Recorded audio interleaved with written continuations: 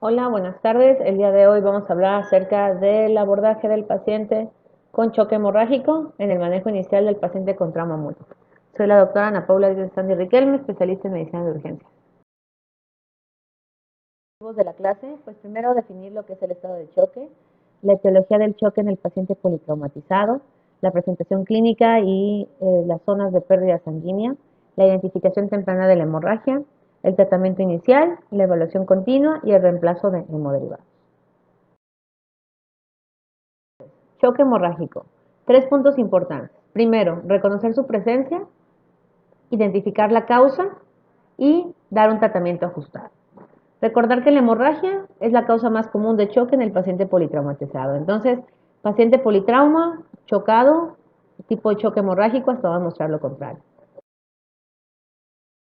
Para recordar un poquito el estado de choque, recordar también la fisiología cardíaca básica, la falta de perfusión tisular sistémica, pues lo traducimos como el estado de choque. Entonces, ¿de qué depende la perfusión tisular sistémica? Esta depende de dos componentes. Uno, de una bomba, en la cual vamos a encontrar el corazón, vamos a dar el determinante como el gasto cardíaco, y por el otro lado, de ciertas mangueras, si lo quieren ver, vías que tratan de llevar toda esta perfusión tisular sistémica, convertida en la sangre, en los nutrientes, en el oxígeno, en lo que son las resistencias vasculares sistémicas. ¿De qué depende el gasto cardíaco? Muy importante, de cuánto es lo que se contrae, cuánto es lo que bombea este corazón, lo que determinamos como frecuencia cardíaca, y el volumen sistólico, que es la cantidad de sangre que se encuentra al momento de la sístole, de la contracción, que depende primero de lo que llega, que es la precarga, de la misma contractilidad miocárdica, del mismo corazón, cómo se contrae y se relaja, y de lo que sale la posgarra.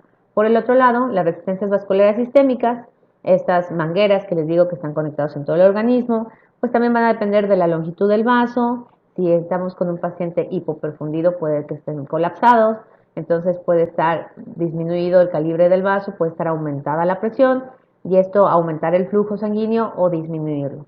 La viscosidad de la sangre es muy importante. Si el paciente pues prácticamente está hemoconcentrado, o si tiene algunos otros factores, pues también puede que sea lento el paso de la sangre y que este no lleve los nutrientes necesarios, y el diámetro del vaso. Entonces, hablando de un poquito de la fisiopatología, cuando hay pérdida sanguínea, esto lo vamos a traducir como la disminución de la precarga por pérdida de volumen intravascular. Llámese por pérdida, en este caso sanguínea, pero también puede ser por pérdida no hemorrágica, vómitos, diarrea. Al final hay una pérdida del volumen intravascular. ¿Y cuáles son las manifestaciones que podemos encontrar? Primero, al momento de perder, pues obviamente el organismo va a decir, voy a tratar de reservar mi suministro, y entonces va a haber una vasoconstricción, y lo vamos a poder notar desde afuera hacia adentro.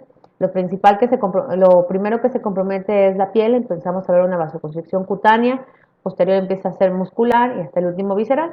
Y la preservación del flujo va a estar determinada por tres órganos muy importantes: el riñón, el corazón y el cerebro.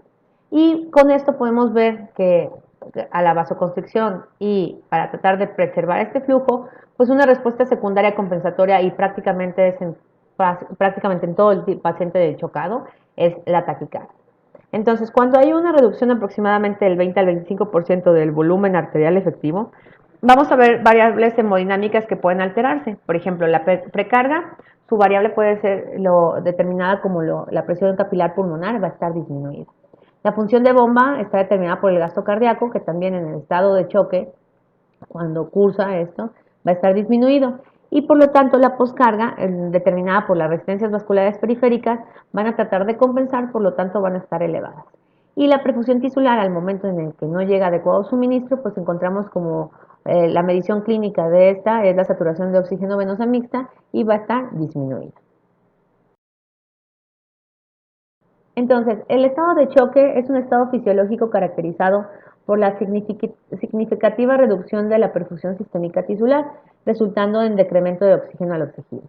Entonces, al momento que hay un desequilibrio entre el aporte y consumo de oxígeno, al no haber, ya sea por pérdidas, por algún concepto en el cual no hay un adecuado transporte de este suministro, y no llega a los tejidos el consumo de oxígeno, entonces puede haber una privación prolongada de oxígeno, con el paso del tiempo conforme vaya evolucionando el estado de choque y llevar a lo que es hipoxia celular.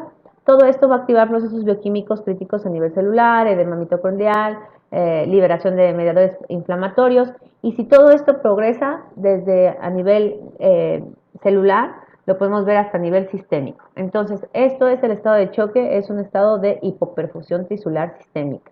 Dentro del estado de choque encontramos cuatro tipos de choque: el choque hipovolémico, que es el principal que vamos a hablar en esta clase, hablando acerca del choque en el paciente politrauma, tipo hemorrágico, pero también encontramos el choque tipo no hemorrágico, como puede ser por pérdidas, ya sea por gastrointestinales, por diarrea, por vómitos, por quemaduras; obstructivo también en el aspecto de un neumotórax a tensión; cardiogénico en la falla de bomba como en el infarto agudo de miocardio; y el distributivo lo podemos encontrar en el paciente que cursa con el estado de sepsis. Entonces, ¿cuál es el tratamiento inicial del paciente con choque? Primero, el restablecimiento de la perfusión celular y orgánica. Esto es, obviamente, con el control definitivo de la hemorragia y la restauración del volumen circulante. Estos son los tres pilares del tratamiento inicial en el paciente con estado de choque, en el paciente politrauma. La pregunta aquí es, ¿el paciente está en estado de choque? Y esto es muy importante. Siempre que llegue un paciente, nosotros valoramos nuestro ABC, y dentro de la C, que estamos hablando aquí del estado de choque, vamos a ver datos de colapso circulatorio profundo y vamos a encontrar tres ventanas. Primero, la ventana neurológica, en la cual, si recordamos, de los principales órganos que entran al quite al momento de un estado de choque, encontramos el cerebro. Entonces podemos ver que aquí en la ventana neurológica podemos encontrar al paciente desde muy ansioso, agitado, hasta llegar a un estado de coma. Y esto es por, obviamente, el suministro de oxígeno y nutrientes que pueden llegar. Esto es importante dentro de los órganos vitales. Entonces vemos alteraciones mentales agudas. El segundo es la ventana renal. Aquí podemos encontrar uno de los órganos que siempre digo que es de los principales, y es como el caballo que se sacrifica así como de batalla en el ajedrez, es la ventana renal, el riñón. Y aquí podemos ver la disminución de la uresis, podemos encontrar hasta oliguria menor de 0.5 mililitros por kilogramo hora. Y por último tenemos también la ventana cutánea, que este es uno de los indicadores o marcadores, como hemos visto, que se empieza a comprometer la piel. Podemos encontrar un llenado capilar retardado, el motting, podemos encontrar en rodilla mayor de 4 segundos. Entonces, todo esto, si vemos estas tres ventanas alteradas, podemos estar en presencia de un colapso circulatorio profundo. Y esto es en el abordaje de la sed del paciente en estado de choque. Entonces, ¿el paciente está en estado de choque? Esa es la pregunta. ¿Y cuáles son los datos cardinales iniciales? Primero, como les dije, la respuesta compensatoria: el paciente está taquicárdico. Podemos encontrar la vasoconstricción cutánea, les digo, podemos encontrar disminución del llenado capilar. Ojo, es muy importante, no se basen en lo que es la presión arterial sistólica, más adelante lo vamos a explicar, pero no es un indicador, no porque el paciente llegue con 120-80, no quiere decir que el paciente esté chocado. Hay que ver demás variables, hay que ver la clínica del paciente, y la presión arterial sistólica no se modifica hasta que hay una pérdida del 30% del volumen sanguíneo. Entonces, puede tardar, de manera inicial el paciente puede presentar datos de taquicardia, un poco agitado, pero la presión, como les digo, está bien y no necesariamente no tiene que cursar con estado de choque. Entonces, esto no hay que perderlo de vista, porque si nos basamos en la TA, pues el paciente puede ir poco a poco en algún tipo de hemorragia en el cual no lo identificamos, ir progresando hasta llegar a una etapa final, y de ahí pues las complicaciones del paciente. Entonces, no presión arterial sistólica, realmente cuando la presión arterial sistólica está muy baja, ojo, agua. Pero de manera inicial, no se basen con eso. Es ver cómo están estas tres ventanas que les había mencionado del paciente chocado. Y no valores de laboratorio, también muchas veces de manera inicial, a lo mejor el paciente fue rehidratado en la manera prehospitalaria, el paciente le hicieron control, no sé, un torniquete, el sangrado, y vemos sus laboratoriales de manera inicial y trae a lo mejor una hemoglobina bien, de 13, 14, y decimos, no, pues no está sangrando, ¿no? Entonces, no se basen con eso.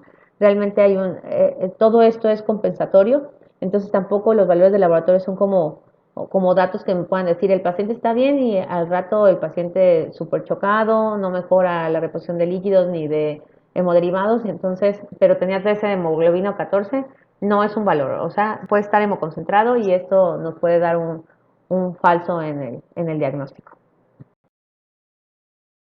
Entonces, ¿cuál es la causa del estado de choque? En el paciente politraumatizado, si bien lo mencionamos, la principal causa es hemorrágica. Y esto es muy importante porque hay que determinar las fuentes de sangrado, como lo que son todas las cavidades. Puede ser tórax, abdomen, pelvis, retroperitoneo, extremidades e incluso sangrado externo. Pero por el otro lado también no quiere decir que un paciente con estado de choque tipo hemorrágico no pueda cursar con otro tipo de choque. Tenemos los tipos no hemorrágicos, como son el cardiogénico, en este caso la causa que puede, por ejemplo, un paciente que a lo mejor en un accidente automovilístico sufre una contusión miocárdica, directo una contusión en parrilla costal o en tórax anterior con el volante o con la puerta, y entonces el paciente puede presentar una de las lesiones potencialmente mortales, un tamponamiento cardíaco, obstructivo, un neumotórax a tensión, distributivo, ya conforme va pasando el tiempo, a lo mejor un paciente que sufrió colisión y que tardan en recibir ayuda o atención, en el área, una fractura expuesta o una lesión medular, podemos encontrar lo que es choque séptico o choque neurogénico. Hablando sobre lo que es hemorragia, pues es la pérdida aguda de volumen de sangre circulante. En adultos es aproximadamente, para decir que hay una hemorragia, el 7% del peso corporal. En obesos es muy importante calcular lo que es el peso ideal. Y los pediátricos también pueden tener una pérdida aguda de volumen entre el 8 al 9% del peso corporal. ¿Cuáles son los efectos fisiológicos de la hemorragia? Vamos a dividirlo por 4 grados. Primero, el grado 1 es un individuo, por ejemplo, vamos a poner el ejemplo que ha donado un paquete de globular, ¿no? El paciente puede estar tal vez un poquito taquicárdico, pero hasta ahí no hay datos de alteración neurológica, la función renal todavía está conservada. Entonces, eso sería como un grado 1, es un ejemplo. Un grado 2 también puede cursar sin complicaciones y este puede ser mejorado con reposición de cristaloides. El grado 3 encontramos ya un estado más complicado, va a requerir cristaloides más sangre, y el grado 4 evoluciona a un evento preterminal. Aquí ya hay que utilizar medidas agresivas y sangre, e incluso lo que es cirugía de control de daños. Estos son efectos fisiológicos de la hemorragia a grandes rasgos. Ahora, dentro de las actualizaciones del ATLS, dentro de la clasificación que menciona, aparte de la clínica, se menciona un plus que es acerca del exceso de base. El exceso de base no es más que el resultado o la forma de ver el estado metabólico del paciente. Entonces aquí hicieron una comparación del exceso de base agregado a la clasificación del estado de choque, de los 4 grados del estado de choque, y comentan que el déficit de base es superior a la clasificación ATLS del choque hipovolémico y que nos ayuda a identificar la presencia de choque hipovolémico e incluso la estratificación de riesgo en pacientes que necesitan una transfusión sanguínea temprana.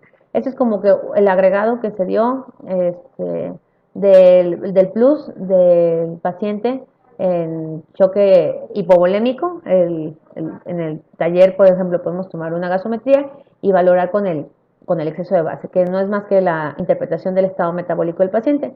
Y lo vamos a ver desde niveles positivos hasta negativos. Si un exceso de base mayor de 10, podemos encontrar, bueno, a negativo se asocia con el grado 4, de 6 a 10 un grado 3, de 2 a 6 un grado 2 y un grado realmente 2 no es un estado no de choque.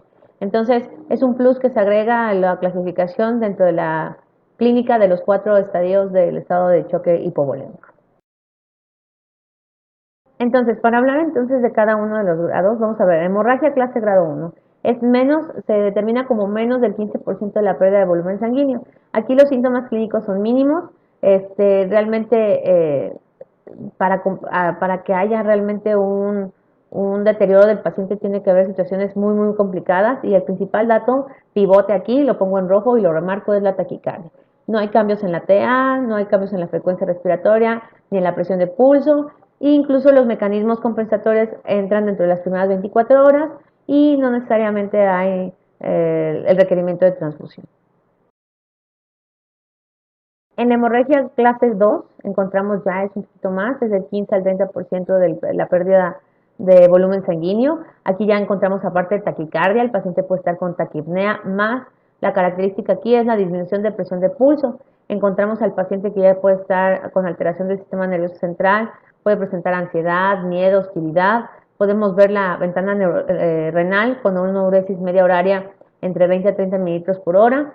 Y ojo, si aquí hay una pérdida de líquidos agregada, o sea, por ejemplo, ya sea por quemaduras, el paciente presenta vómito, diarrea, alguna otra pérdida, entonces la clínica puede estar más exacerbada. Y eventualmente todo este tipo de paciente puede necesitar transfusión de hemoderivados y lo principal es la estabilización inicial con líquidos. Esto es muy importante, es determinar, categorizar, clasificar a mi paciente cómo se encuentra en este momento. Esto es dinámico, ¿no? Porque a lo mejor puede ser grado 1 y evoluciona en 10 minutos a grado 4, o de 2 podemos mejorarlo haciendo un buen tratamiento y evolucionar a grado 1 hasta la reversión del estado de choque. En lo que es la hemorragia clase 3, encontramos ya una pérdida aproximadamente del 30-40% de la pérdida de volumen sanguíneo y ahora sí hay datos de signos de perfusión inadecuada. Y como les comentaba, aparte de todo lo que agregamos en el grado 1 y grado 2, que es taquicardia, taquipnea, alteración del estado mental, ahora sí, ya cuando hay esta pérdida encontramos disminución de la presión arterial, principalmente sistólica. La prioridad en este caso es detener la hemorragia porque se está perdiendo toda la sangre. Entonces, lo importante es cerrar esa llavecita y decir stop con la sangre. El manejo es quirúrgico o embolización, dependiendo, y en este momento ya estamos pasando hemoderivados de manera inmediata. Y por último, la hemorragia clase 4, que es más del 40% de la pérdida de volumen sanguíneo. Esto es un peligro vital. Hay taquicardia, disminución de la presión arterial sistólica, una presión de pulso estrecha, incluso se puede alargar hasta la presión arterial sistólica, puede ser no medible. Podemos encontrar en algunos casos ya una bradicardia preterminal.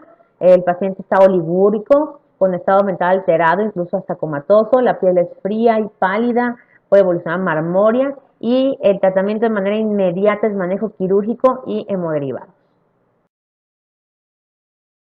Entonces, como les comentaba, la clasificación del choque hemorrágico dentro de la edición de la TLS, la última actualización, encontramos pues de la pérdida sanguínea, lo que valoramos desde va menos 15 hasta más de 40%, encontramos estos indicadores como es la frecuencia cardíaca, la presión sanguínea, la presión de pulso, la frecuencia respiratoria, la uresis, es Glasgow y sobre todo lo que les digo, se agrega el déficit de base, que es un indicador del estado metabólico. Entonces, ojo, no es un parámetro para reanimar a un paciente. Eso es muy importante, hay que dejarlo claro, el hecho de que diga déficit de base es igual a falta de líquidos, ¿no? Estamos hablando del estado metabólico, entonces no es un indicador para reanimar al paciente. En este caso hay otros indicadores que nos pueden servir en el taller hemodinámico de mi paciente, pero esto solamente me arroja que tiene asociación con el grado de severidad de la clase del estado de choque hemorrágico. Y la terapéutica, pues desde la clase 1, que es la monitorización, siempre en un paciente que esté chocado, hay que estarlo monitorizando. En clase 2 es posible que requiera un manejo ya sea de hemoderivados o estar previniendo. En la clase 3 sí requiere una terapéutica, manejo quirúrgico, hemoderivados, y en clase 4 un estado de choque severo, transfusión de masiva, incluso un protocolo de control de daños. Es muy importante dentro de la valoración de mi paciente que esté en estado de choque, valorar los extremos de la vida, las edades, es muy importante. No es lo mismo la compensación de un pediátrico a un adulto joven, a un adulto mayor. El adulto mayor, recuerden que hay un periodo que se llama inmunosenescencia, entonces igual hay mayor fragilidad capilar, la función de bomba ya está alterada, puede haber alteración renal, entonces es diferente el manejo en los diferentes grupos de pacientes por la edad. También depende de la gravedad de la lesión, dónde está localizada la lesión, el lapso de tiempo de dónde estaba de la lesión y el tratamiento. No es lo mismo atender a un paciente que a lo mejor sufrió un accidente a 5 o 6 cuadras de una atención prehospitalaria o de un hospital, a un paciente a lo mejor que se cayó en la barranca, se volcó y que tardaron rescatistas en sacarlo y que ha estado sufriendo hipotermia y que hay una pérdida sanguínea, entonces eso es muy importante. La terapia de fluidos prehospitalaria también, cuánto es los líquidos que le hemos pasado de manera inicial al paciente, es muy importante preguntarlo al personal de área prehospitalaria para saber cuánto es lo que he llevado y si mi paciente es respondedor o no respondedor a líquidos, Si la respuesta fue transitoria o no fue respondedor, entonces para de manera inmediata pues iniciar con la transfusión de hemoderivados. Y medicamentos de los pacientes crónicos, también eso es muy importante que pueden tener ahí un factor de confusión. El paciente, por ejemplo, hipertenso, que a lo mejor maneja cifras tensionales elevadas, 140-90, 150-90, y que en el momento del estado de choque, a lo mejor, como les comentaba, no es un indicador hasta ya una clase grado 3, que hay una pérdida del volumen circulante más del 30, ahí tendrá hasta el 40%, en el cual se ve alterado. Entonces, el uso de medicamentos o aspirina, warfarina, que pueden condicionar a mayor sangrado, también eso es muy importante preguntar, y que pueden ser factores de confusión en la valoración del paciente con choque hipovolémico. Alteraciones en los líquidos secundarios a lesiones de tejidos blandos. Aquí es muy importante que recordar también que hay piel, que hay tejidos blandos, que puede haber un secuestro de líquidos, puede haber síndrome compartimental. Entonces, es importante también el edema secundario a la lesión de los tejidos blandos, pues puede a lo mejor darnos un poquito de alteración también en la pérdida de volumen, no mucha, pero sí nos puede, al final todo se complementa, ¿no? Entonces, esto es muy importante, también considerarlo. Y dentro de la tablita que les pongo aquí, también determinar las zonas que les digo de riesgo de sangrado o de colección de líquido, en este caso pues sangre, que puede haber de pérdida sanguínea. Esto es la tablita es de la TLS de las primeras ediciones de 1997 y se me hizo muy importante recalcarlo, porque podemos darnos un panorama de cómo el volumen, la pérdida de volumen hemático por segmento corporal. Entonces tenemos tórax, cada hemitórax podemos encontrar que puede tener una reserva aproximadamente de volumen de 1500 mililitros cada lado. En el abdomen, pues toda la volemia se puede ir, en la pelvis hasta 3000 mililitros, en muslo de 1200 a 1500, en piernas de 750 mililitros aproximadamente, en brazo o antebrazo un volumen aproximado de 500 mililitros, y costillas, por cada fractura de costilla puede haber 150 mililitros cada uno.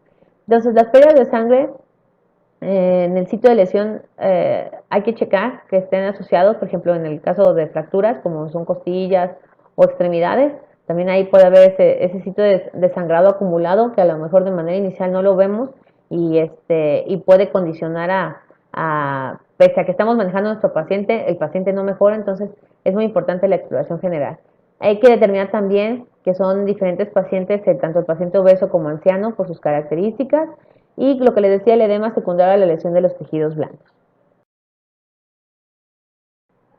Ok, entonces el tratamiento inicial del choque hemorrágico, este debe ser un diagnóstico y tratamiento simultáneo. No puedo hacer el diagnóstico, esperarme, ir a buscar la información y ver los laboratorios. No, esto es diagnóstico y tratamiento de manera inmediata con el objetivo de detener la hemorragia y reemplazar la pérdida de volumen. ¿Y qué es lo que vamos a hacer? Entonces, dentro de la exploración física, vamos a ver primero la evaluación inicial, lesiones potencialmente mortales y seguir un orden de nuestro ABCDE, que ahorita en el estado de choque como tal, sí quiero que hagamos recalquemos sobre todo la C en el contexto de circulación. Ahorita lo vamos a mencionar más adelante, pero entonces vamos a empezar exploración física, lesiones potencialmente mortales. Tratamiento inicial de choque hemorrágico, ojo, siempre acordarse de estas. Lesiones potencialmente mortales y prácticamente vitales es obstrucción aguda de la vía aérea, que si bien no se asocia de manera inicial con un estado de choque hemorrágico, sí es importante porque dentro de la valoración del paciente politrauma es vital descartar esto. Neumotórax a tensión, neumotórax abierto, tórax inestable y contusión pulmonar, hemitórax masivo y taponamiento cardíaco. Entonces, aquí estamos implementando, aparte del estado de choque hipovolémico hemorrágico, estamos viendo también lo de la valoración inicial del paciente politrauma. Entonces, todo esto, les digo, es conjunto, ¿no? Tenemos que hacer diagnóstico, tratamiento. Al final mi paciente llegó, por ejemplo, el caso que llegó el paciente accidentado en motocicleta, ¿no? Entonces llega con dolor torácico, con un escalpe, con fractura de húmero, entonces policontundido, politraumatizado, ¿no? Entonces, es muy importante aquí, sobre todo de manera inicial, como les digo, todo paciente politrauma está chocado hasta mostrar lo contrario y la valoración inicial es las lesiones potencialmente mortales. Lo que les decía, abordando lo que es el tratamiento inicial de choque hemorrágico. En las clínicas de Norteamérica me gustó mucho este artículo que salió en la revisión en el 2018, que es la forma de la secuencia que nosotros estamos acostumbrados es un A, B, C, D, E. Pero en este tipo de pacientes, sobre todo, y sí es importante porque lo hemos visto en la clínica, es optimizar la fisiología antes de la intubación. Si ustedes se dan cuenta, vía aérea, respiración, circulación, estado neurológico y exposición, pero aquí sí es muy importante porque dependiendo del estado hemodinámico, y eso es en todo tipo de pacientes, en el estado de choque, muchas veces nos ocupamos, si no es a diferencia de lo que es el paro cardiorrespiratorio, que es CAB, aquí todo el mundo volvemos a hacer el ABC. Entonces, el condicionar al paciente a lo mejor asegurar la vía aérea, en este caso, a lo mejor un manejo avanzado de la vía aérea, nos puede condicionar el uso de medicamentos, dependiendo de cómo esté el paciente, y preservar más o aumentar más el estado de hipoperfusión que tiene, porque los efectos secundarios que pueden tener los medicamentos, la bradicardia, la hipotensión, entonces es muy importante esto que mencionan en la revisión, es optimizar la fisiología antes de la intubación, y por lo cual hago hincapié en agregar C al algoritmo del paciente en estado de choque, es C, A, B, C, D, E. Entonces vemos, evaluación y gestión de amenazas inmediatas. Hemorragia externa masiva, esa es la pregunta, si hay control y compresión de hemorragia. Ahora, ¿hay compromiso de la vía aérea? Ok, oxígeno alto flujo, si no, succión de sangre si hay en cavidad, mandíbula, retirar los aparatos de piezas dentales, valorar la vía oral o nasal. Ahora, ¿el paciente tiene requerimiento inmediato de la vía aérea? La pregunta es sí, o sea, ya sea porque cursa con hipoxemia crítica o lesión dinámica de la vía aérea. Si sí, manejo avanzado de la vía aérea. Si no, entonces valorar, aparte del A, B, C, D, E, y algo que se complementa, que es uno de los plus que ya desde algunos años se ha tratado de utilizar, el ultrasonido en las áreas críticas, por ejemplo en urgencias, y valorar si el paciente cuenta con datos de inestabilidad hemodinámica. Entonces, una vez que recordemos eso, entonces, si realmente tiene un control de daño de manera inmediata, pues optimizar la circulación. Ahora, volviendo al panorama del ABCD, vemos la vía aérea A. Es muy importante. Permeabilidad de la vía aérea no asegura por sí sola una ventilación adecuada. Entonces, el adecuado funcionamiento depende de los pulmones, de la pared torácica, del diafragma. Entonces, aquí ya vamos a volver a mencionar lo que es, estamos viendo el paciente, abordaje del politrauma, pero les digo, todo es junto. O sea, puede estar un paciente chocado, politrauma, con múltiples lesiones, entonces de todas maneras no hay que perder el orden, ¿no? Entonces vemos la A y, por ejemplo, cursando con un trauma de cráneo encefálico que presente paro cardiorrespiratoria o hipoxia transitoria, indicación de intubación, de manejo avanzado de la vía aérea, ¿no? Pacientes en coma o Glasgow menor de 8, también intubación temprana. Son como las indicaciones básicas en el paciente politrauma. En lo que es respiración B encontramos, hay que valorar cuello y tórax, hay que ver datos de distensión venosa yugular, posición de la tráquea, auscultación torácica, palpación de la pared torácica. Entonces, el objetivo es llevar una saturación de oxígeno mayor de 95, dependiendo también de los escenarios, cambia, ¿no? El paciente a lo mejor con EPOC o ya fibrosis pulmonar, a lo mejor es un objetivo arriba de 89, ellos ya están acostumbrados a tener una oxigenación baja, pero el objetivo, como menciona la TLS, es mayor de 95%. Y aquí es muy importante en la B, hay que descartar las lesiones que pueden comprometer, como son neumotórax a tensión, tórax inestable con contusión pulmonar, hemotórax masivo y neumotórax abierto. En lo que les comento de la circulación, pues es control de la hemorragia, obtener accesos intravenosos de gran calibre, sobre todo en extremidades superiores, y evaluar la perfusión tisular, llenado capilar, cómo está orinando el paciente, cómo está el estado de neurológico que les mencioné al principio, estas ventanas neurológicas del paciente que puede cursar con un colapso circulatorio. La circulación es muy importante. Por ejemplo, en pacientes con trauma craneoencefálico, la hipotensión no es atribuible como tal a un daño encefálico. Digamos, el paciente que llegó con un trauma de cráneo encefálico severo, con un Glasgow de 8, y ustedes ven al paciente y lo intuban y le hacen todo su protocolo, y entonces se dan cuenta que el paciente está, pese a que de manera inicial lo rehidrataste, lo intubaste adecuadamente, hiciste una secuencia de intubación inducida por medicamentos de manera óptima, ves que el paciente a lo mejor cursa un poquito con una hipotensión transitoria secundaria a los medicamentos, pero restableciste este volumen intravascular, pero te das cuenta que el paciente no mejora. Entonces dices, bueno, ¿es hipotensión por el daño encefálico? No.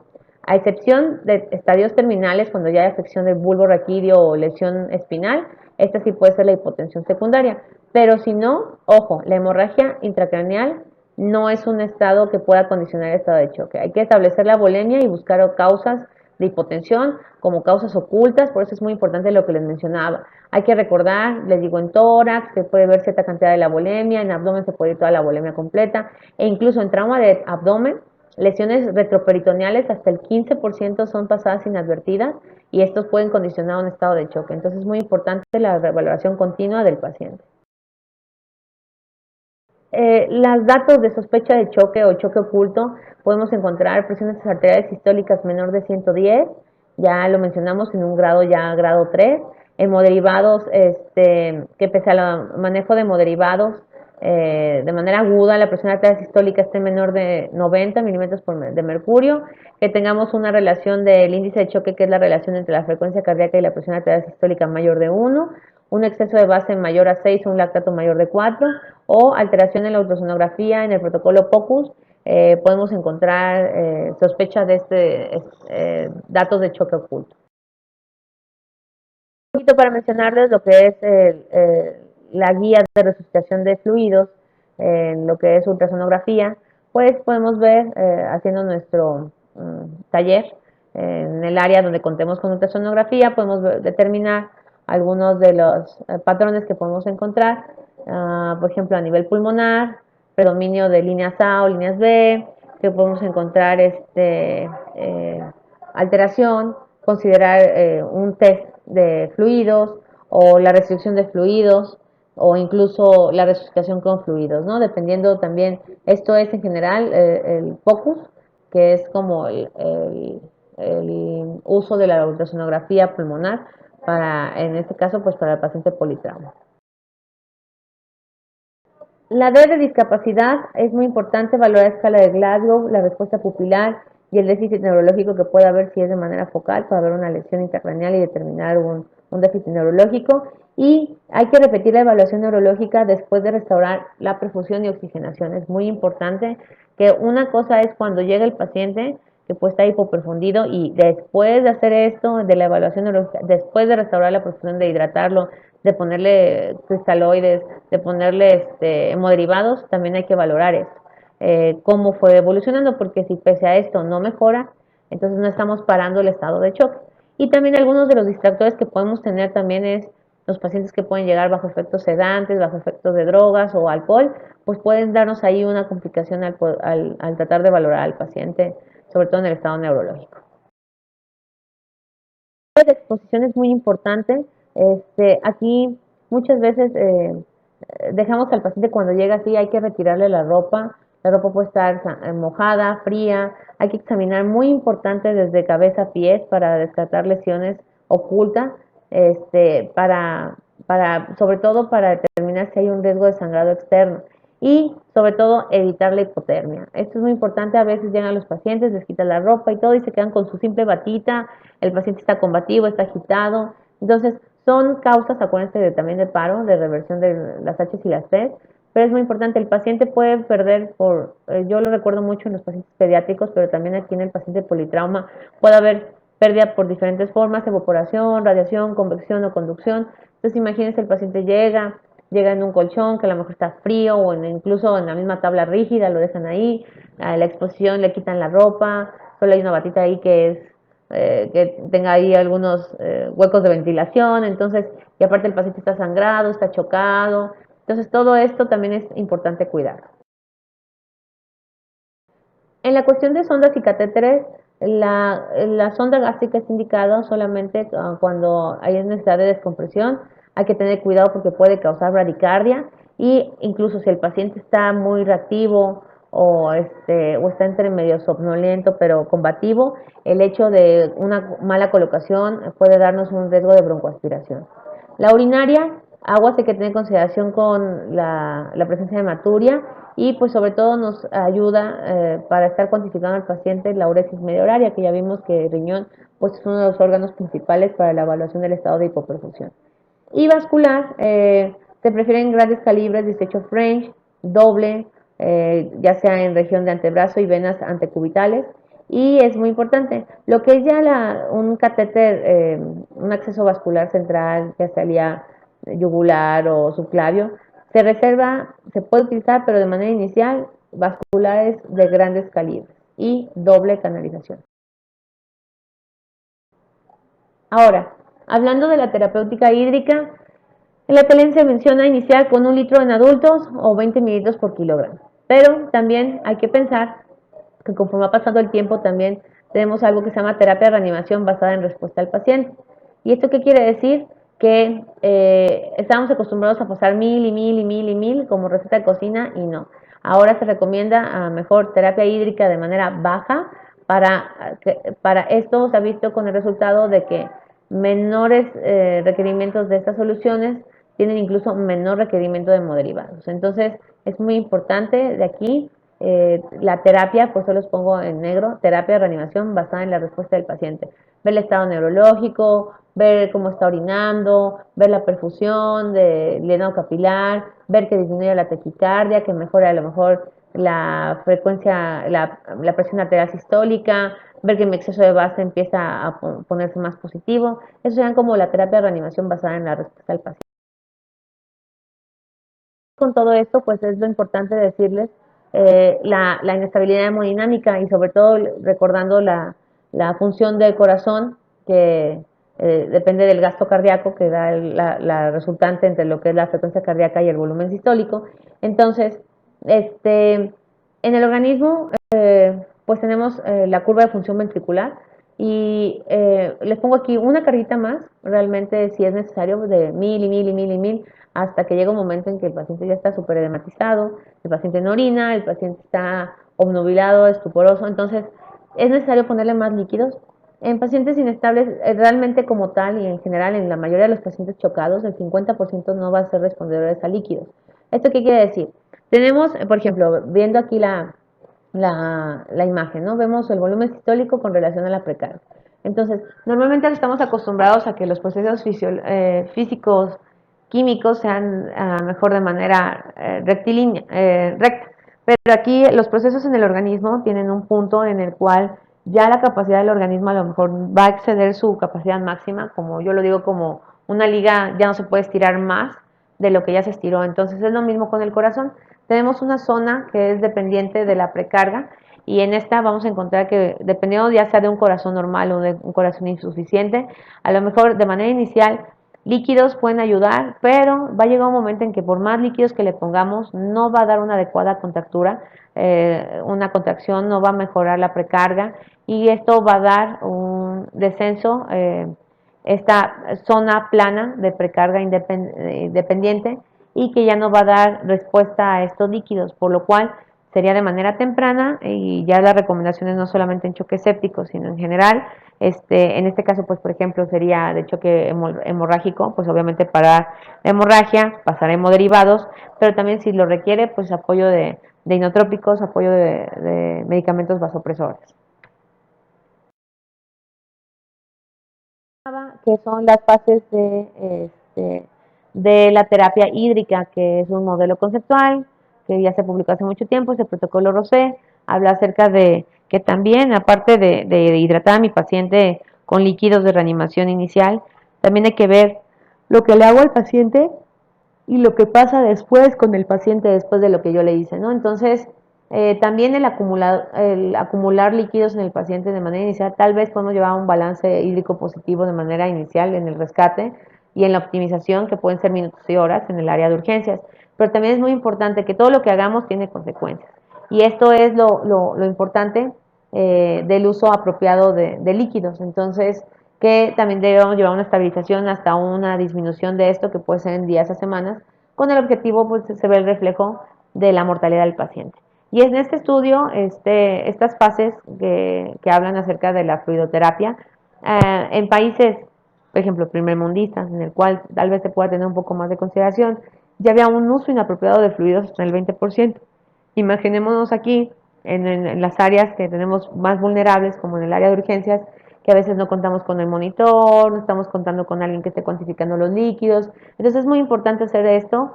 También es guiado con, recuerdo lo famoso del Dr. Rivers en sepsis, guiado por metas. Si bien algunos ya lo han desacreditado, yo sí sigo insistiendo que hay que individualizar y llegar a ciertas metas dependiendo de la condición del paciente. Y esto también es una medicina un poco más restrictiva, un poco más menos invasiva. Si lo requiere, pues hay que hacerlo invasivo, pero si no lo requiere, entre menos pueda ser tan invasivo el paciente, a lo mejor menos daño le puedo hacer. Y esto es, por lo tanto, un uso racional, en este caso, de líquidos, el uso temprano también de hemoderivados y, y también el tratamiento temprano de control de daños de la hemorragia. Entonces, en cuestión de lo que es, hay un artículo publicado de Journal of Trauma acerca de la mejor solución para la resucitación del choque hemorrágico controlado, no controlado. Pues las dos soluciones que tenemos en el mercado es la solución de lactato versus solución salina. Entonces, aquí entra en la controversia cuál es la mejor. Entonces, dentro de los estudios se ha visto que la solución lactato Ringer requirió menor líquido de mantenimiento para mantener la PAM, menor hipercloremia y acidemia, menores o bajos niveles de fibrinógeno y lactato y menor requerimiento de hemoderivados. Y esto es un punto importante entre las dos soluciones. Realmente no es por satanizar a una. Aquí este estudio lo hicieron con ciertos animales, los sometieron a un grado de estrés, en un grado de choque hipovolémico tipo 4, en el grado más severo, y se dieron cuenta que entre las dos soluciones, pues la que tenía mayor beneficio es la solución Lactato Ranger. ¿Cuáles son las complicaciones por lo de la solución salina? La acidosis hiperclorémica, ¿no? Entonces, que esta acidosis hiperclorémica puede dar, pues, como resultado depresión miocárdica, disminución de las resistencias vasculares periféricas, reducción de la respuesta inotrópica a catecolaminas, mayor riesgo de arritmias, disfunción plaquetaria, alteración de la cascada de coagulación, mayor pérdida sanguínea y mayor necesidad de transfusión.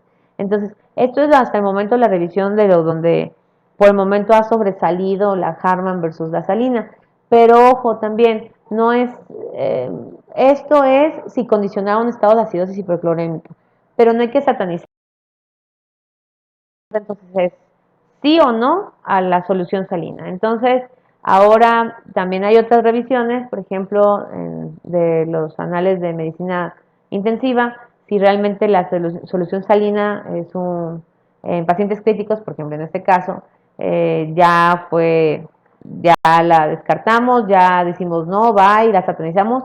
Realmente no. Este tipo también igual de estudios no determinan como tal que si estos grupos eran vulnerables al cloruro, qué condición tenía. Las recomendaciones estaban limitadas a dosis de 20 a 30 mililitros por kilogramo de peso, que estamos acostumbrados a manejar en guías previas. No se contaba realmente para determinar si en estos estudios si las concentraciones de cloruro antes de la reanimación, por eso no podemos saber si esta acidosis hiperclorémica ya estaba per se o no. Y la hipercloremia importante, también la hipercloremia importante asocia a un grado particular de acidemia, perdón, ahí es error, es acidemia, ¿no? Entonces, ver el grado de hipercloremia que presenta el paciente, ver el estado ácido-base, entonces, realmente como tal, dentro de las soluciones, tal vez por optimización, dependiendo de la cantidad de líquidos que utilicemos, tal vez sí a la Harman mucho mayor, pero aún hay varias, les digo, controversias en varios estudios, no podemos descartarla, entonces yo digo, obviamente hay primeras líneas de acción, primeras líneas de tratamiento, pero si no tienen soluciones Harman pueden utilizar solución salina. Ahora, realmente para condicionar que el paciente curse con un estado de acidosis hiperclorémica per se a las soluciones salinas, a la solución fisiológica, ya incluso en algunos otros artículos se menciona que tiene que ser un total del volumen de restitución de 6 a litros en las primeras 24 horas. Y realmente es una cantidad agresiva, exacerbada, que realmente no lo utilizamos. Ya estamos en contra realmente de los líquidos de más, como les digo, balances hídricos positivos incluso aumentan la mortalidad de mi paciente. Una cosa es la fase de rescate, pero ponerle líquidos 1000 para una, 1000 para dos, 1000 para tres, 1000 para cuatro, ya le pasaste 800,000 líquidos, pues eso sí condiciona más la acidosis hiperclorémica. Pero realmente en los pacientes en general en estado de choque es muy raro que pasemos esta cantidad, a excepción me pueden decir algunos, a lo mejor, bueno, en un estado como las pancreatitis, la cetoacidosis, el estrés hiperosmolar, pero también incluso ya se han visto que mayores líquidos se han asociado a mayor complicaciones. Entonces, realmente podemos seguir utilizando la solución salina, sí, de elección tal vez la Harman por sus menos complicaciones, tienen buenos perfiles, pero tampoco podemos descartar como tal la solución salina si es que no tuviéramos Harman. Y les digo, no vamos a pasar tantos cantidad de líquidos, entonces realmente tampoco hay que satanizar como tanto la solución salina.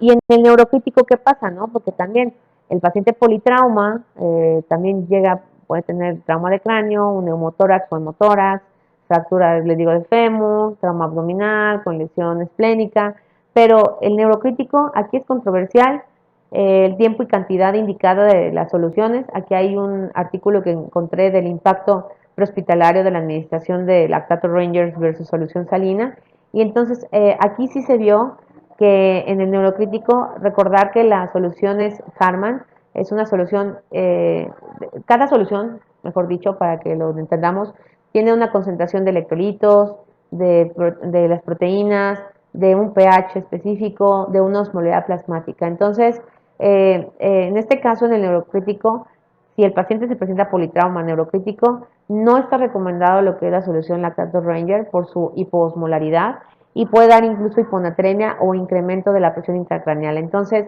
si tienes un paciente, les digo el otro punto, ¿no? De que a veces satanizamos la solución salina, no, por la tesis hiperclorémica, ¿no?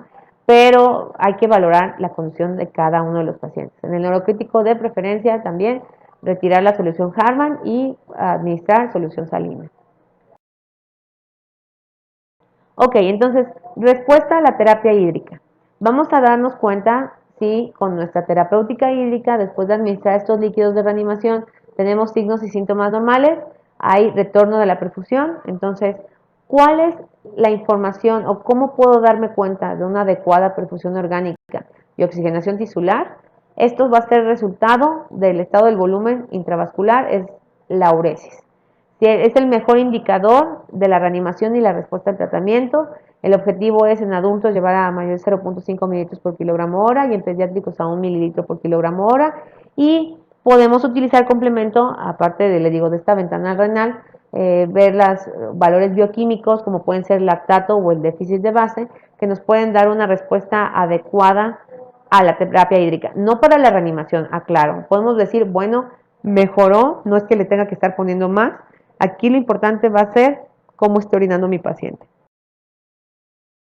Entonces, la respuesta inicial a lo que tenemos de reanimación de líquidos es muy importante determinar, hay que hablar los conceptos de qué es un bolo de líquido y qué es un reto de líquido. Entonces, se recomiendan, antes que nada, a 79 grados centígrados, tener soluciones calentadas a 79 grados centígrados y ver también la respuesta a esta inicial de tratamiento con líquidos, que puede ser un bolo de líquidos, le llamamos a esto a una infusión rápida para corregir el estado de choque hipotensor, que puede ser incluso con 200 a 500 mililitros en 15 minutos.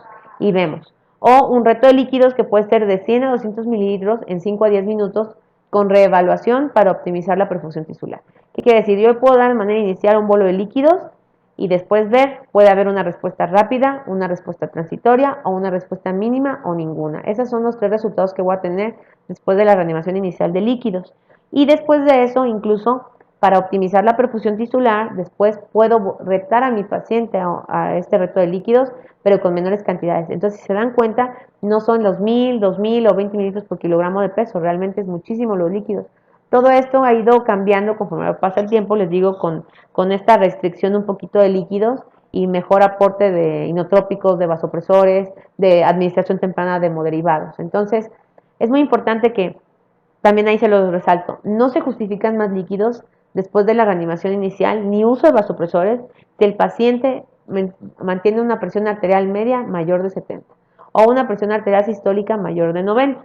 En este caso, pues más la presión arterial media y porque les digo, puede ser una variante ahí la presión arterial sistólica, si el paciente puede haber algún distractor, ¿no? De que tenga antecedentes de hipertensión, de toma de medicamentos, pero no se justifica más los líquidos y seguimos vigilando. Entonces vamos a tener tres tipos de estas respuestas iniciales al tratamiento con la reanimación de líquidos, sus variables, ¿no? Entonces, por ejemplo, podemos encontrar una respuesta rápida como sería el tipo en el grado 1 de choque. Los signos vitales regresan a la normalidad, la pérdida, volvemos a recordar, en el estado de choque grado 1 es mínima, menos del 15%, la necesidad de sangre realmente es muy baja, en condiciones realmente ya muy extremas o especiales podría necesitarse, pero aquí es baja. La preparación de sangre sí pido, yo estoy viendo a mi paciente y si es necesario pedir, cruzar y tipificar, pedir hemotipo para determinar, porque el paciente puede estar en grado 1, pero no quiere decir que se quede en grado 1 y no pueda evolucionar a otro grado. Puede revertirse y puede evolucionar. Intervención quirúrgica posiblemente hay que valorar, estamos monitorizando a su paciente, hay que determinar qué lesiones puede tener. Y la presencia de equipo quirúrgico, sí, y es sí en los tres momentos. Esto es un manejo multidisciplinario. Se requiere un líder, se requiere manejo ya sea por el urgenciólogo aquí en este caso como líder, pero también está el equipo de trauma, el equipo de neurocirugía, el equipo de cirugía general. Todos tienen que entrarle al quite para poder hacer el tratamiento mejor al paciente politrauma. En la respuesta transitoria podemos ver, por ejemplo, agregamos un reto de líquidos de 500 mililitros y en este vimos que pudo haber mejorado, a lo mejor subió la PAM, bajó un poquito la frecuencia cardíaca, pero fue transitorio. En este caso puede ser como en el grado 2 y grado 3 del estado de choque, podemos encontrar desde pérdida de sangre moderada, vuelvo a comentar, desde el 15 hasta le pondré ahí menos del 40, porque ya mayor de 40 es severo. Digamos que 39, ¿no? Para fines así un poquito más exactos, es moderada y continua. La necesidad de sangre en este caso puede ser moderada a alta, dependiendo incluso del grado 3.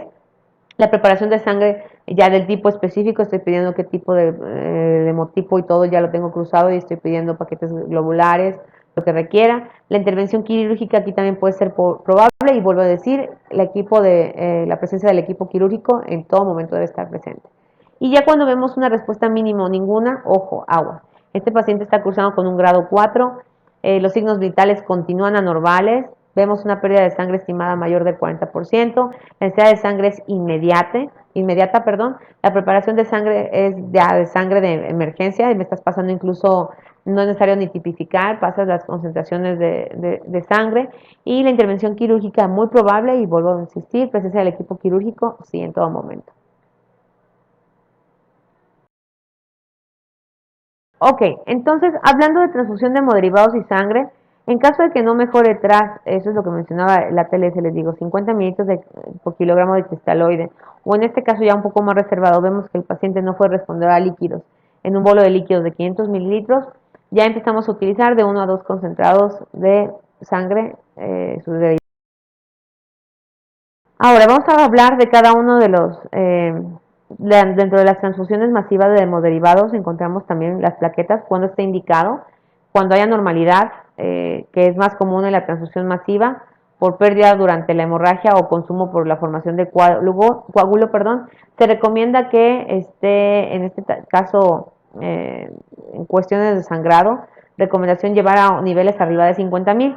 Valores críticos de 50.000 a 80.000 más sangrado activo hay que transfundir. La indicación es una unidad por cada 10 kilogramos, una unidad es igual a 50 cc y aumenta cada unidad de 5 a 10.000 mililitros por plaquetas. Ahora, hay que valorar también la deficiencia cualitativa o cuantitativa de las plaquetas. Si hay un sangrado agudo y las plaquetas están en menos de 50.000, es indicación de administración de plaquetas. Y en el caso especial, por ejemplo, en este caso de politrauma, en el trauma craneoencefálico, el objetivo es llevar a un nivel de conteo plaquetario mayor de 100.000. Eso es muy importante por el riesgo, les digo, de consumo de plaquetas, por la formación del coágulo y la pérdida durante la hemorragia. Y con el objetivo de que no sangre el cerebro, por eso es importante con trauma craneoencefálico llevar a niveles mayores de 100.000. Entonces sí está indicado la transfusión de plaquetas. La cuestión de plasma fresco congelado dentro de los hemoderivados, la dosis es una unidad por cada 10 kilogramos o de 10 a 15 mililitros por cada kilogramo, a relación 1 a 2 del plasma, bueno, de plasma, paquetes globulares, indicado en coagulación intravascular diseminada, reversión urgente de la warfarina, Esto es como la indicación general del plasma fresco congelado.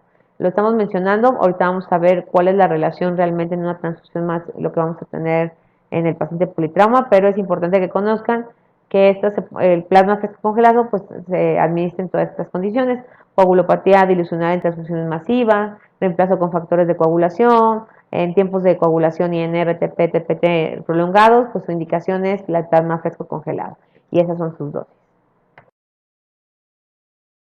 Los crioprecipitados, sobre todo el factor 7, son 100 unidades, el 12, fibrinógeno o fibronectina, una unidad por cada 5 a 10 kilogramos. Y está indicado cuando el fibrinógeno esté menor de 100 miligramos sobre decilitro o tengamos una transfusión masiva con concentración de fibrinógeno menor de 150 miligramos sobre decilitro, más presencia de sangrado activo. Ahora, en cuestión del paciente, como por ejemplo con el estado de choque grado 4, hablando de lo que es una transfusión masiva, vamos a determinarla como una cantidad mayor de 10 unidades de concentrados eritrocitarios en las primeras 24 horas o 4 unidades en la primera hora. Y esto habla acerca de una hemorragia activa durante un periodo agudo de lesión. Entonces, la indicación en esta situación es menos cristaloides, una reanimación más equilibrada, y esto va a dar resultado a la mejoría de la supervivencia. Todo esto es el resultado de una reanimación de control de daños. Entonces, cuando tenemos estas transfusiones masivas, puede haber mayor riesgo de complicaciones, sobre todo, que les digo, en este periodo agudo de lesiones, hay que llevar a cabo este control de daños, que se llama reanimación de control de daños. El control de daños consta en algunos parámetros, sobre todo esto ya es como las medidas óptimas para el paciente chocado hipovolémico. Les digo, es un control de daños, ya mencionan llevar acerca de ciertos valores, incluso de presión, que permitan llevar al manejo de manera inmediata quirúrgico para restablecer la perfusión. Entonces, ya también igual publicaciones desde 2017 hablan acerca, en este caso, por ejemplo, de la hipotensión permisiva, que habla acerca y restrictiva acerca de la resucitación de pacientes con trauma severo. De la reanimación de control de daños encontramos esta hipotensión permisiva, que tiene una meta de presión arterial y también el objetivo de la restricción de la terapéutica hídrica, no pasarle más de líquidos. Esta reanimación también de control de daños nos basamos en el rápido control definitivo del sangrado, que es cirugía de manera inmediata, radiología intervencional si lo requiere y transfusión. Y la prevención y tratamiento es sobre todo para evitar la hipotermia, la acidosis y hipocalemia, que pueden condicionar mayor deterioro del paciente y condicionar el paro cardiorrespiratorio y la muerte. Hipotensión permisiva, vamos a hablar de por qué el objetivo de evitar esta resucitación agresiva, cuáles son sus efectos adversos, sobre todo con los líquidos. Esto, pues al momento de meterle más líquido, hay aumento de la presión hidrostática sobre la herida. Esto puede causar desprendimiento de los coágulos, dilución de los factores de coagulación e hipotermia. Y se ha visto asociado que el estado de coagulopatía en este tipo de pacientes es mayor de 40% si se reanimó con más de 2 litros de solución, más del 50% cursan con coagulopatía con más de 3 litros de solución, y más del 70% con más de 4 litros de solución para la reanimación de manera inicial. O sea, eso es lo importante de evitar la resucitación agresiva del paciente. Entonces, el riesgo de la coagulopatía, que se basa, también les digo, en los principios un poco más de restricción, pese a que si es la fase de rescate, también no ser agresivos y ponerle 10 litros de solución. Eso no lo va a curar. Lo que va a curar es detener el sangrado y darle aporte con sangre al paciente. Permisiva, pues cuáles son los valores críticos normalmente que menciona. Hay varios estudios realmente cuáles serán los niveles, y una PA menor de 50 no aumentó lo que se vio en la mortalidad 30 días versus 65. Entonces, la reducción del riesgo posoperatorio por coagulopatía. El objetivo, entonces, una hipotensión permisiva lo podemos llevar a un nivel crítico de 50 milímetros de mercurio. No aumentó su mortalidad a los 30 días versus a llevarlo arriba de 65, que sería lo óptimo, ¿no?, para la perfusión. Entonces, esto sería como un punto de corte para la hipotensión permisiva. Otro punto también importante en la transfusión masiva, la relación que se tenía acerca de la concentrado plaquetario, de células rojas, Este estudio publicado también en el JAMA en el 2015, el estudio PROP, que hablaba de un estudio randomizado, optimizado, pragmático de la concentración óptima de plaquetas y plasma, habla acerca de que si bien la relación antes que era 1-1-2 versus 1-1-1, si bien no hubo cambios significativos en la mortalidad, en el grupo 1-1-1 sí hubo disminución de la mortalidad por exsanguinación y en el grupo 1-1-1 se logró mejor hemostasia. Entonces, de manera inicial en este tipo de pacientes, politrauma con estado de choque, control de daños, la relación 1-1-1 sí logró mejoría de la hemostasia y sí se recomienda. Entonces, control de daños, no olvidar mantener una PAMA adecuada, una hipotensión permisiva, la transfusión masiva si lo requiere, pero con sus limitaciones, evitar el riesgo de necesidades de uso de cristaloides excesivos y llevar a una relación 1-1-1 para la transfusión de hemoderivados. Algunos de los medicamentos que podemos utilizar en el estado de choque, el uso de ácido tranexémico. Hay un estudio que se llama en el control Crash 2 en pacientes en trauma. El mecanismo de acción, pues lo que hace el ácido tranexémico inhibe la fibrinolisis, bloqueando los sitios de fijación de lisina en el plasminógeno. Aquí se vio que el ácido tranexémico como coadyuvante o apoyo, 1 gramo durante 10 minutos en infusión de 1 gramo o en 8 horas, hubo una reducción de la mortalidad de 4.9 versus 5.7%. Entonces también podría ser útil en el control de daños del paciente con un choque hipovolémico grado 4 asociado con paciente politrauma. La administración de calcio también es muy importante. Antes se tenía en cuenta, sobre todo por la transfusión, ya no es necesario no suplementos de calcio y el tratamiento guiado por calcio realmente debe ser con el calcio ionizado. Entonces, no es necesario. Si tiene hipocalcemia, pues será solamente con el calcio ionizado y realmente hacer el reajuste. Consideraciones especiales, uso erróneo de la TA, lo que les mencionaba, no utilizar la TA como un marcador de decir el paciente ya mejoró o empeoró, entonces por más que la veamos a lo mejor 120-80 puede estar peor. La edad avanzada es un factor de riesgo, también consideraciones especiales el deportista, no es lo mismo la condición de este corazón de deportista, el embarazo, uso de medicamentos previos, hipotermia o pacientes que tengan marcapasos. Hablando de edad avanzada, vamos a ver que hay cambios de la edad. Con el tiempo, pues el cuerpo paga factura, siempre lo he dicho, y el corazón envejece.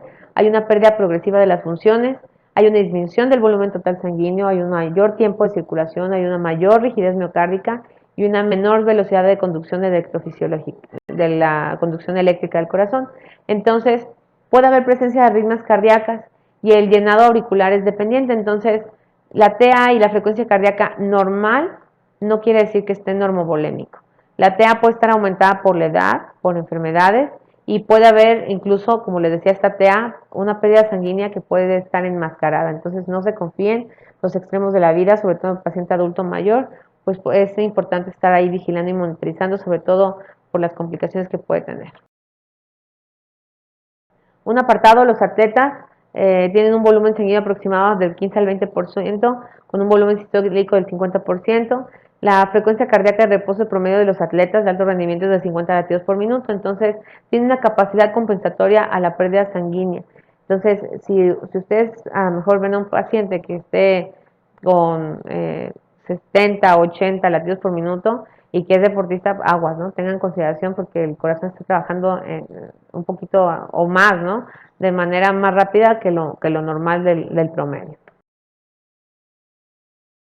Bien importante, prioridad de la vía aérea, es importante la posición, no compresión de la vena cava inferior, el uso de cristaloides y no aminas, pero en algunos casos mencionan, sobre todo es en paciente, le digo, algún uso extra de vasoconstrictor como efedrina, podría ser valorable, pero pues también es otro punto aparte del embarazo.